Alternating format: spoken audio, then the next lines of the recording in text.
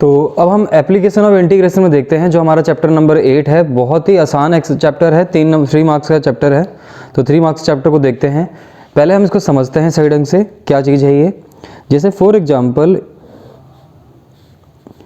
ये एक कर्व है, कर्व बनाते हैं, ठीक है। इस कर्व में ये इसका इनिशियल पॉइंट है, ये इसका टर्मिनल पॉइंट है, ठीक है। यहाँ पे ये कर्व जो है टर्मिनेट हो रहा है। मैं चाहता हूँ इस कर्व का एरिया निकालना, मैं चाहता हूँ इस कर्व का एरिया निकालना। तो एरिया मैं कैसे निकाल पाऊँगा? तो हम क्या करते हैं, हम इंटीग्रेशन की मदद से कैसे एरिया निकालेंगे वो भी देखेंगे हम अभी। तो हम क्या कर रहे हैं इसके अंदर, मैं यहाँ पे एक स्मॉल एक स्ट्रिप ड्रॉ कर रहा हूँ, ठीक है। ऐसी बहुत सारी स्ट्रिप बनेगी इसके अंदर, लेकिन मैं अभी सिर्फ एक स्ट्रिप ड्रॉ कर रहा हूँ।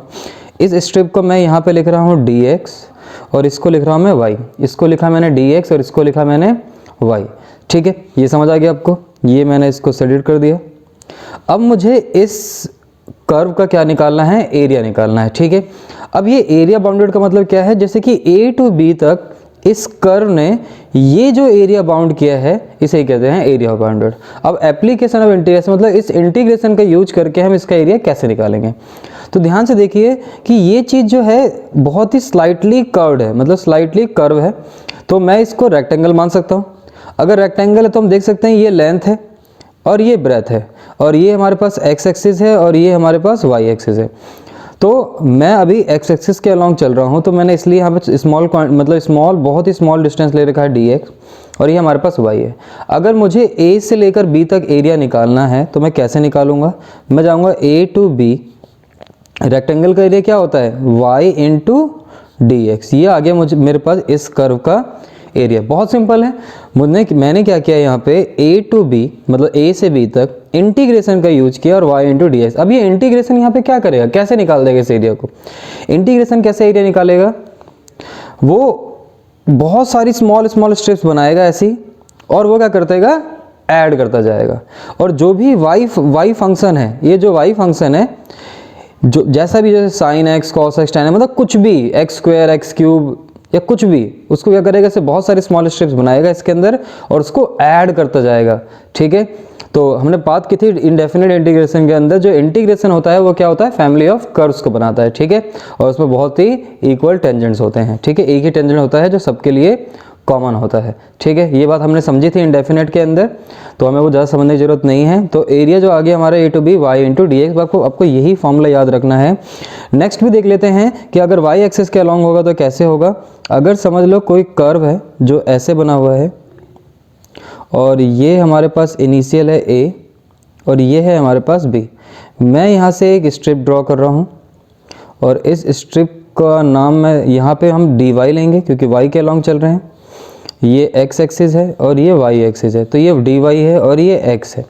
तो अगर मैं इसका अब एरिया निकालना चाहता हूँ तो मैं क्या लिखूँगा, a टू b और x dy। क्या आपको समझ आया, a to b x dy। क्या आपको ये बात समझ आ रही है? दोनों चीज़ें आपको समझ आ जानी चाहिए। x इंटू डी वाई जब y एक्सिस के अलॉन्ग चल रहे हैं, जब x एक्सिस के अलॉन्ग चल रहे हैं तो y into D x. Just आपको इतना ही याद रखना है। इसका आपको एरिया बाउंडेड कितना आसान लगेगा। हम कुछ चीज़ें स्टैंडर्ड चीज़ें देखेंगे कि एरिया जो है वो कैसे निकलता है, ठीक है। मतलब एरिया जो है वो कैसे हम ट्रेस करेंगे, ड्रॉ करेंगे। देखो जैसे फॉर एग्जाम्पल मैं यहाँ पे क्या कर रहा हूँ, मैंने एक लाइन ड्रॉ करी है। बहुत ध्यान से देखना, ये चीज़ें छोटी छोटी चीज़ें जो समझनी है आपको। ये मैंने एक लाइन ड्रॉ की, ये इसका इनिशियल पॉइंट है 0, ठीक है। ओरिजिन है तो 0 मान लेते हैं, और हमारे पास ये पॉइंट था मान लेते हैं a, ठीक है। अब मुझे 0 से a तक का एरिया निकालना है। हम x एक्सिस के अलॉन्ग चल रहे हैं, किसके अलॉन्ग चल रहे हैं हम, x एक्सिस के अलॉन्ग। तो x एक्सिस के अलॉन्ग करेंगे तो 0 से a तक ये जो लाइन है, ये जो लाइन है कोई सी भी हो सकती है, y इक्वल टू एक्स ही होगी वैसे। अगर y इक्वल टू एक्स ये लाइन है तो ये एरिया किधर कवर करेगी, जब मैं x एक्सिस के अलॉन्ग चल रहा हूँ तो ये एरिया क्या कवर करेगी, ये पूरा एरिया कवर करेगी। आपको समझ भी आएगा कि रेक्टेंगल सॉरी ट्राइंगल है, ट्राइंगल क्या एरिया कवर करता है, ऐसे ये पूरा अपना जितना ट्राइंगल है उतना एरिया अपना कवर कर देता है। तो ये आपको समझ आ गया, ठीक है। अब मैं क्या कर रहा हूँ, यहाँ पे मैं एक कर्व भी ड्रॉ कर रहा हूँ। मतलब मैंने एक ड्रॉ कर दिया यहाँ पे एक कर्व इस तरीके का, ठीक है। ये पैराबोला ये मैंने ड्रॉ कर दिया, ठीक है। अब मैं चाहता हूँ कि ये वाला जो ये बीच वाला एरिया है ना, ये निकालना। अब ये जो कर्व है, जो ये पैराबोला है, ये भी 0 to a तक ही एक्स एक्सिस के अलॉन्ग जा रहा है और हमें ये बाउंडेड एरिया निकालना, बस आपको यही समझना है। अगर आप, क्योंकि इसमें 8.1 में 8 चैप्टर में बहुत चीज़ें कट गई हैं, डबल कर्व वाले जो हैं वो कट गए हैं, लाइन और कर्व वाले आने के चांसेस बहुत ज़्यादा हैं और सिंगल कर्व वाला भी क्वेश्चन आने के चांसेस बहुत ज़्यादा हैं। तो देखते हैं इसे क्या करना है आगे हमें।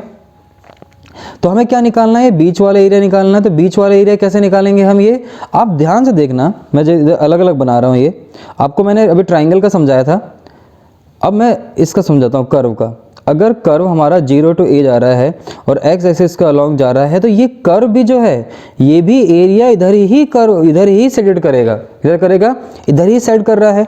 और ये जो ट्राइंगल है ये भी इधर ही सेट कर रहा है और हमें चाहिए बीच वाला एरिया। तो इसका मतलब साफ साफ समझ आ रहा है कि अगर मुझे ये वाला एरिया चाहिए तो मैं जो लाइन है, जो लाइन ये पूरा एरिया कवर कर रहा है, उसमें से ये जो कर्व वाला है, ये वाला एरिया, वो मुझे क्या करना पड़ेगा, सब्ट्रैक्ट करना पड़ेगा। मतलब आपको समझ आ गया कि लाइन के एरिया में से 0 to a dx, या dx हटाओ, 0 to a लाइन और हमारे पास कर्व 0 to a कर्व को हमें क्या करना पड़ेगा, सब्ट्रैक्ट करना पड़ेगा। क्या आपको समझ आ रहा है, हमें लाइन में से कर्व को सब्ट्रैक्ट करना पड़ेगा। अगर ये छोटी छोटी चीज़ें आपको समझ आ रही हैं तो ये चैप्टर आपके लिए मजाक है, मैं अभी बता रहा हूँ आपके लिए मजाक है, ठीक है। ये आपको समझ आ गया कर्व कैसे बनाते हैं।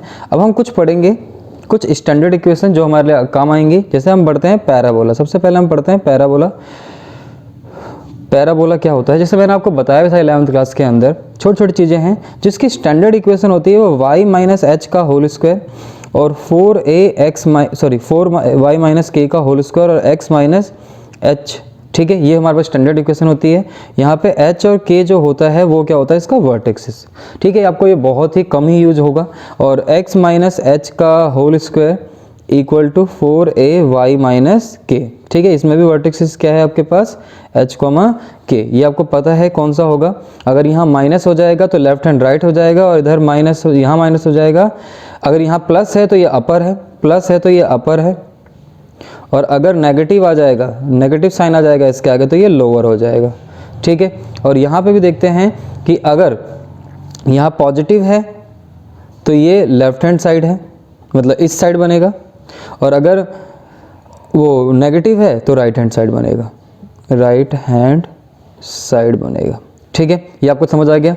अब पैराबोला में जो जनरली यूज होते हैं इक्वेशंस हम वो देखेंगे। जैसे पहला y square equals to 4ax, मैं आपको बहुत आसान तरीका बताता हूँ इसे याद रखने का कि y square equal to 4x का मतलब है y किस पे स्क्वायर है, y पे या x पे, y पे है तो x की तरफ बनेगा, याद रखना। अगर y पे स्क्वायर है, x पे नहीं है तो y की तरफ बनेगा, सॉरी x की तरफ बनेगा। जिस पे स्क्वायर होगा उस तरफ नहीं बनेगा, आपको ये बात याद रखनी, जिस तरफ x हो, जिस तरफ स्क्वायर होगा उस तरफ नहीं बनेगा। अगर पॉजिटिव है तो लेफ्ट हैंड साइड, अगर नेगेटिव है तो राइट हैंड साइड। तो ठीक है, हमारे स्क्वायर किस पे है, y पे, तो x की तरफ बनेगा। तो ये पैराबोला कैसे बनेगा, ये पैराबोलेगा, क्योंकि यहाँ पे अगर आप देखोगे h कॉमा के वो क्या है 0 0, तो जो हमारा पैराबोला होगा वो पास कहाँ से हो रहा होगा, ओरिजिन से। और आप देख सकते हो ये वाले पैराबोला जो बनेगा वो कहीं भी बन सकता है ऐसे, ठीक है, ऐसे बन सकता है। अगर नेगेटिव साइड है तो इधर बनेगा, पॉजिटिव साइड है तो इधर बनेगा। और ये वाला जो बनेगा ये बनेगा आपका मतलब इस तरीके से अपर साइड, या इधर भी बन सकता है, और लोअर साइड इधर या इधर भी बन सकता है, ठीक है। ये अगर y square equal to 4x, आपको ये याद रखना है, ये इसका क्या है, ये इसका फोकाई है, ठीक है। a, 0 क्या है, फोकाई। आपको इतना जरूरत नहीं पड़ने वाली इसके अंदर। और y square equals to minus 4ax है। अगर y square equals to minus 4ax है तो ये किस साइड बनेगा, राइट हैंड साइड, ये लेफ्ट हैंड साइड जो भी कहते हैं इसे, आप देख लेना इधर बनता है। और ये आएगा माइनस a, 0। और अगर मैं बात करता हूँ x square equals to 4ay का, तो ये अपर साइड बनेगा। इसमें भी वर्टेक्सेस पता ही आपको क्या होगा, 0 0। और X square equals to minus 4ay है तो ये बनेगा आपका डाउनवर्ड साइड, और यहाँ पे फोकाई है, ठीक है। तो ये आपका पैराबोला हो गया। अब हम बात कर लेते हैं सर्कल का, क्योंकि सर्कल भी इंपॉर्टेंट है, उसके बाद लाइन। तो सर्कल में देखते हैं हम, इस सर्कल में क्या है, सर्कल की जो स्टैंडर्ड इक्वेशन आपको पता है क्या होती है, x माइनस एच का whole square, y minus K का whole square equals to R square. आपको पता है x माइनस एच का whole square plus y minus K का whole square equals to R square. ये स्टैंडर्ड इक्वेशन होती है इसमें, जिसमें h और k, जो h और k होता है वो इसका सेंटर होता है, और रेडियस जो है वो r होती है। जो रेडियस होती है वो क्या होती है, r होती है। आपको ये बात समझ आ गई। अगर आप देखो कि अगर मैं h भी 0 और k भी 0 लूँ, ठीक है, और रेडियस r रूम है। तो आपको पता है h, 0 मतलब सेंटर कहाँ हो रहा है 0 0, तो 0 0 होने का मतलब क्या है कि ये 0 0 आ गए और ये हमारे पास रेडियस हो गया। तो आप देख सकते हो सर्कल कुछ ऐसे बनेगा, ठीक है, सर्कल कुछ ऐसे बन गया, ठीक है, ये रेडियस हो गया, इसका मतलब r, 0 0, r माइनस r, 0 और 0, -r, ठीक है, ये आपका हो गया और ये आपका रेडियस हो गया। ये बात समझ आ गई आपको। तो अगर आप देखो, अगर चलो अभी बाद में बात करेंगे, ये समझ आ गया आपको। इसके बाद अगर देखो, अगर मैं बोलता हूँ सेकंड केस कि जो h है वो r के इक्वल है, जो h है वो r के इक्वल है और k इक्वल टू 0 है, h जो है वो r के इक्वल है और k 0 है। तो इस केस में बनेगा कैसे सर्कल हमारे पास, आप खुद देखो, मतलब जो रेडियस है और जो ये वाला सेंटर है वो दोनों सेम ही है, मतलब h, 0 r, 0, तो जो सर्कल जो हमारा बनेगा वो कुछ ऐसे बनेगा, ठीक है। इसका मतलब है कि circle passes through the origin and centre lie on the x axis. तो हम कह सकते हैं कि जो सर्कल है पासेस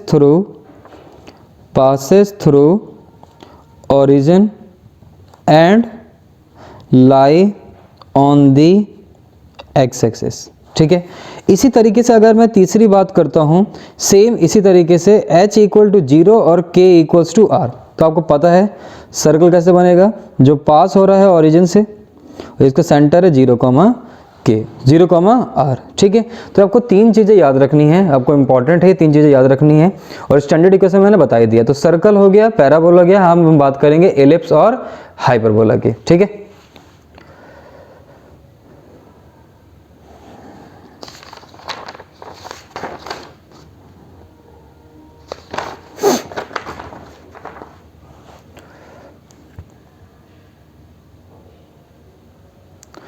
तो अब हम बात करते हैं एलिप्स की। तो एलिप्स की इक्वेशन कैसे बनेगी, तो एलिप्स देखते हैं हम। जो एलिप्स की स्टैंडर्ड इक्वेशन होती है वो होती है x माइनस एच का whole square a square y minus K का whole square equals to B square equals to 1, ठीक है। ये इक्वेशन होती है इसकी, जिसमें h और k जो होता है इसका सेंटर होता है, जो h, k होता है वो इसका सेंटर होता है और ये जो a है ये मेजर एक्सिस होता है, एंड ऑफ मेजर एक्सिस मतलब 2a बना लो, लेंथ ऑफ मेजर एक्सिस होता है ये, लेंथ ऑफ मेजर एक्सिस, और 2b जो होता है वो लेंथ ऑफ माइनर एक्सिस। लेकिन हमें ये नहीं पढ़ना है, ज़्यादा इस पर डीप में नहीं जाना, बहुत आसान सा क्वेश्चन आएगा। तो इसमें जो हमें पढ़ना है वो दो टाइप के पढ़ना है, एक तो हॉरिजॉन्टल, एक वर्टिकल। तो आपको इसका भी आसान तरीका बताता हूँ, x square by a square है plus Y square by b square equals to 1 है, x square by a square plus Y square by b square. आपको ये ध्यान रखना है बस कि किसके ऊपर बड़ा है, मतलब a के नीचे, x के नीचे छोटा है या y के नीचे छोटा है, सॉरी x के नीचे बड़ा है या y के नीचे बड़ा है। अगर x के नीचे बड़ा आ गई वैल्यू, जैसे एग्जांपल अगर ये आ गया x square by 36 y square by 9, तो आप देख सकते हो x के नीचे बड़ा है, मतलब x के नीचे बड़ा होने का मतलब है मेजर एक्सिस, ठीक है। मेजर एक्सिस किसके नीचे है, तो y के नीचे के बच्चे भूल जाते हैं मेजर एक्सिस माइनर एक्सिस में। तो मैं आपको सिंपल से बता रहा हूँ कि जिसके x के नीचे बड़ा है तो वो हॉरिजॉन्टल बनेगा, मतलब ये जो पैराबोला, ये जो एलिप्स बनेगा ये कुछ इस टाइप का बनेगा, मतलब हॉरिजॉन्टल टाइप का। और अगर दूसरा केस बना दूं मैं कि x square by 9 plus Y square by 36 plus 1 equals to 1, अब ये मेजर एक्सिस किस पे है, मेजर एक्सिस किस पे है, आप कहोगे y पे, मतलब बड़ा किस पे है, y पे, तो ये बनेगा आपका वर्टिकल, ये बनेगा आपका वर्टिकल। बस सिंपल है, समझ आ गया होगा आपको, ठीक है। ये आपको समझ आ चुका है कि ये आपका वर्टिकल हो गया, ये मतलब वर्टिकल टाइप का हो गया, और ये आपका हॉरिजॉन्टल टाइप का हो गया, बस इतना ही याद रखना। और ये चीज़ क्या होगी, 36 का स्क्वायर क्या होता है, मतलब a स्क्वायर से कंपेयर करेंगे, a स्क्वायर इक्वल टू 36, तो a की वैल्यू 6 आ गई, तो ये आ जाएगा 6, 0, ये आ जाएगा, देखो 9 है तो 0, 3, ठीक है। माइनर मतलब छोटा वाला एक्सेस होगा जो छोटी वैल्यू है, बड़ा वाला एक्सेस होगा जो बड़ी वाली है, ठीक है, सिंपल सा है। तो 0, 3, 0, 6, 0, और यहाँ पे क्या होगा, ये होगा 0, 3 और ये होगा 0, 6, सॉरी 3, 0 और 0, 6। अब हम लास्ट पढ़ लेते हैं इसमें और फिर क्वेश्चंस को स्टार्ट करते हैं। अब हम पढ़ेंगे लाइन की इक्वेशन। तो इक्वेशन ऑफ लाइन क्या है, देखो पढ़ते हैं हम equation of line. Equation of line का आपको फॉर्मूला पता है, जो इसमें पढ़ना है आपको इक्वेशन ऑफ लाइन का, वो क्या पढ़ना है आपको कि अगर कोई दो पॉइंट दे रखे हों x1, y1, और x2 कॉमा y2। तो इसमें इक्वेशन ऑफ लाइन का फॉर्मूला होता है y minus y1 y2 minus y1 upon में x2 माइनस x1 और x माइनस x1। ये फॉर्मूला आपको याद रखना है, ये है इक्वेशन ऑफ लाइन का फॉर्मूला। अब थोड़ा सा मॉडुलस भी देख लेते हैं एक बार, मॉडुलस भी काम आएगा। मॉडुलस क्या होता है?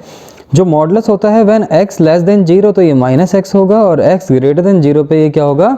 पॉजिटिव x होगा। क्योंकि तभी मॉडुलस होता है ना कि मॉड अगर मैं माइनस x पुट कर दूं, या अगर हम मॉड माइनस वैल्यू पुट कर रहे हैं, जैसे -2 पुट कर रहा हूँ, तो -2 क्या है? x से छोटा है। -2 यहाँ पे आएगा तो एक माइनस पहले से ही है, तो माइनस माइनस प्लस हो जाता है। क्यों होता है प्लस? आपको समझ आ रहा है कि मॉडुलस के अंदर प्लस क्यों हो जाता है। ठीक है, आपको ये बात समझ आ रही है कि इतना आपको क्लियर हो गया?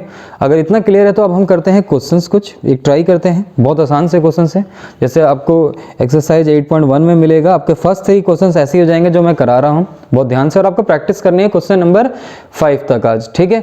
तो मैं 2 क्वेश्चंस करा रहा हूं आपको, क्वेश्चन नंबर 5 तक आप ट्राई करोगे, उसके बाद मैं कल इसके एक्सरसाइज पूरी करा दूंगा आपको, ठीक है?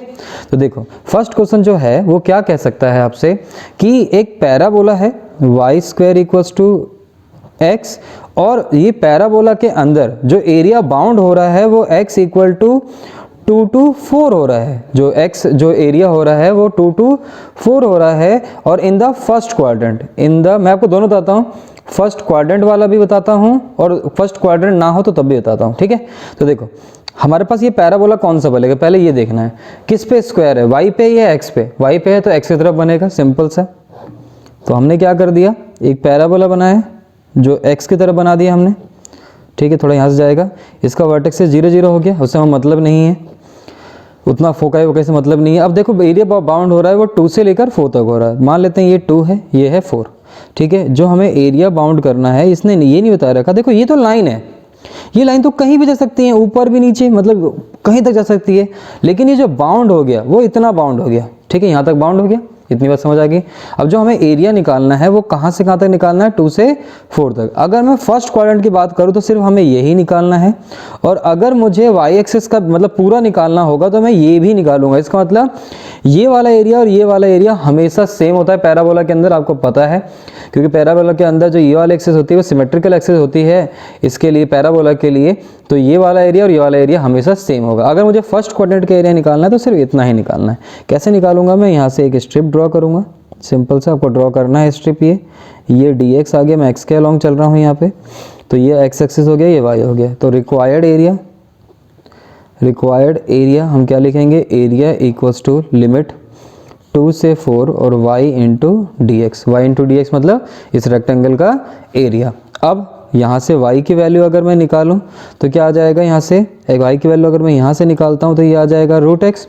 तो अब यहाँ से √x और dx, ठीक है? √x into dx। अब √x का इंटीग्रेशन आपको मैंने बता रखा है, शॉर्टकट देखते हैं नेक्स्ट पेज में। जो √x का एरिया होता है हमें पता है 2 से लेकर 4 तक। जो √x का एरिया होता है वो 2/3 x की पावर 3/2 इंटू dx। √x का एरिया जो होता है वो 2 से लेकर 4 तक और x की पावर 3/2। तो हम एक मिनट, मैंने यहाँ पे गलती कर दी, मैंने इंटीग्रेशन साइन हटाया नहीं। तो हमारे पे एरिया क्या होता है? 2/3 x की पावर 3/2 और 2 से 4। एक बार अपर लिमिट पुट करेंगे, इसमें 4 पुट करेंगे तो ये आ जाएगा 2/3 4 की पावर 3/2 और एक बार माइनस 2 की पावर 3/2, ठीक है? इतना समझ आ गया।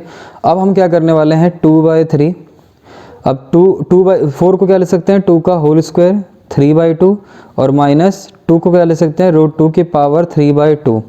तो यहाँ पे स्क्वायर है तो स्क्वायर से ये कट गया, स्क्वायर से ये कट गया। तो आप देख सकते हो 2 की पावर 3, तो 2 की पावर 3 क्या हो गया? 8, और √2 की पावर 3 क्या होता है हमारे पास? 2√2।